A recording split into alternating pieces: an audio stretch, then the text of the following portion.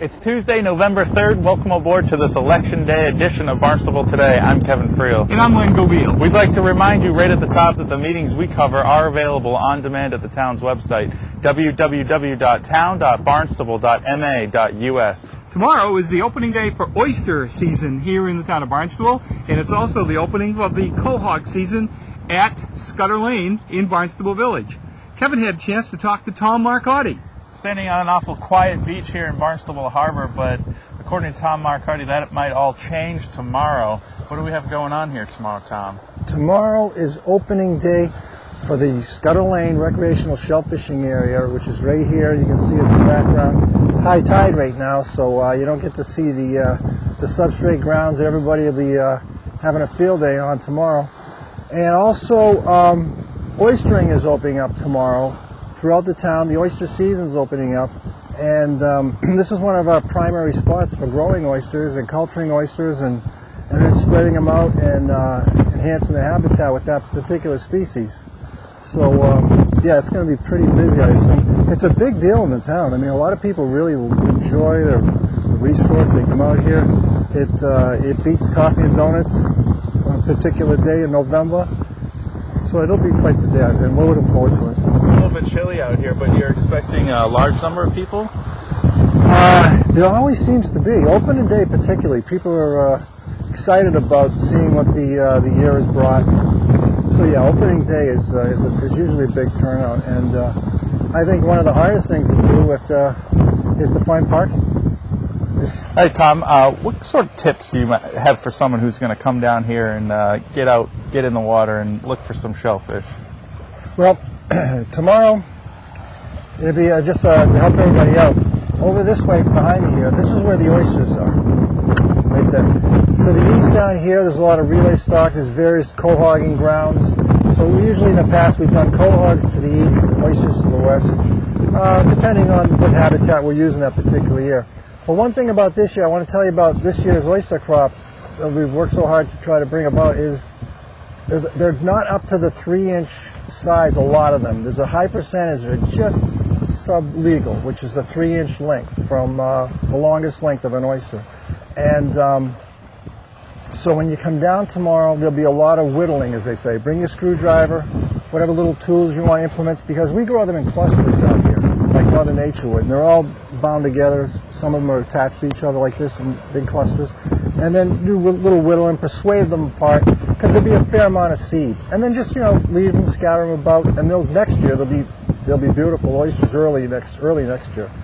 So that's a tip. So there'll be a lot of ringing. Remember to, ring them for 3-inch length. And that'll facilitate. And then it's a half a peck. The limit, which is one of the containers, the wire baskets everybody uses, those 10-quart pails. So half of that's 5 quarts. And if you use the actual basket itself, you see a little retainer reinforcement wire around the midsection of the basket. It's about 1 inch above that. And then, a nice little section there. That usually comes out to about 40 to 50 oysters, depending on the size. If they're big oysters, a little less. But we'll say 40 to 50 oysters in a half a peck. Something like that.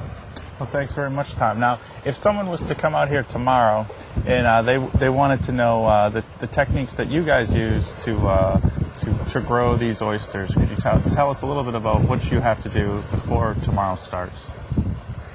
How we grow them? Yeah, how you grow them. We start this particular type of culture involves getting some culled shell, which is old oyster shell, and or surf clam shell or some substrate that the baby oysters can stick to, because that's what they like to do. The little oysters, when they're in this early stages of their life, they like to set on some substrate. We prefer the oyster shell. They do too if it's out here naturally. And what we do is we have to start this off at a hatchery over at Dennis at Aquaculture Research Corporation. And they've been doing this for years with us, and now it's done county-wide. And I'm just going to put a few names in here. The Southeast Massachusetts Aquaculture Center, Barnstable County, Division of Marine Fisheries are all together on this, funding it and otherwise facilitating the whole thing to happen.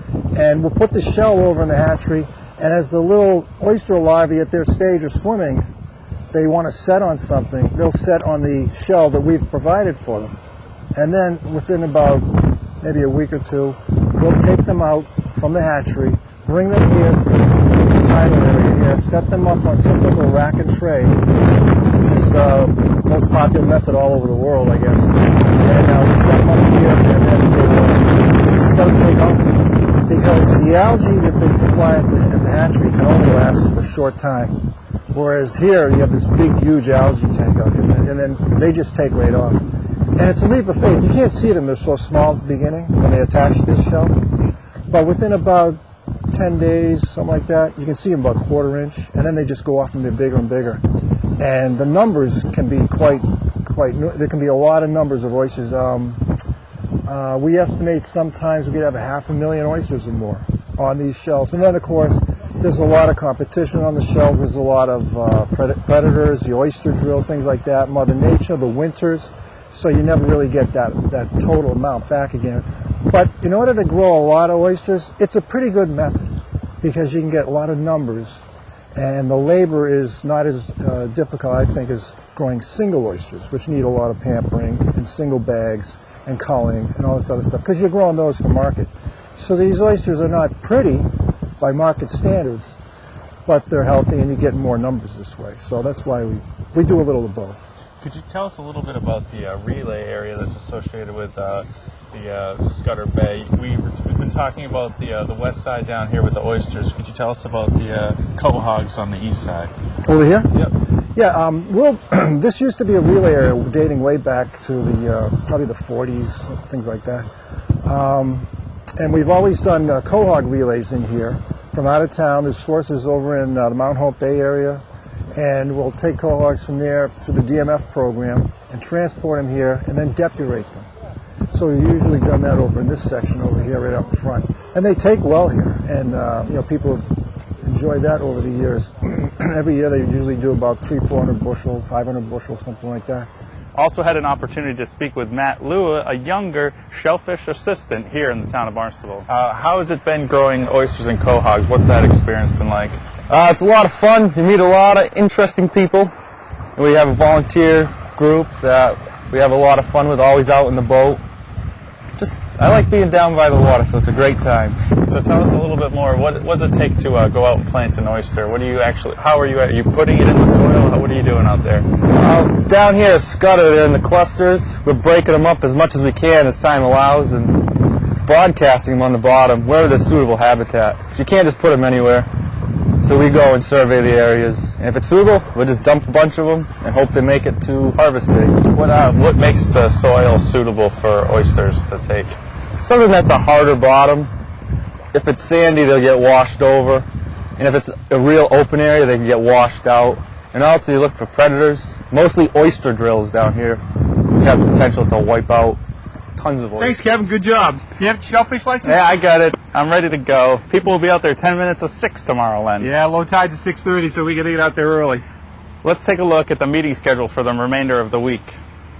On Tuesday, November 3rd at 3:30, the press conference will take place in the Selectmen's Conference Room. Then at 6:30, the Conservation Commission has a meeting in the Selectmen's Conference Room. For Wednesday, November 4th at 7 o'clock, the Zoning Board of Appeals has a meeting in the Town Hall Hearing Room. Also at 7, the Hyannis Main Street Waterfront Historic District Commission meets at 7 o'clock in the Selectmen's Conference Room.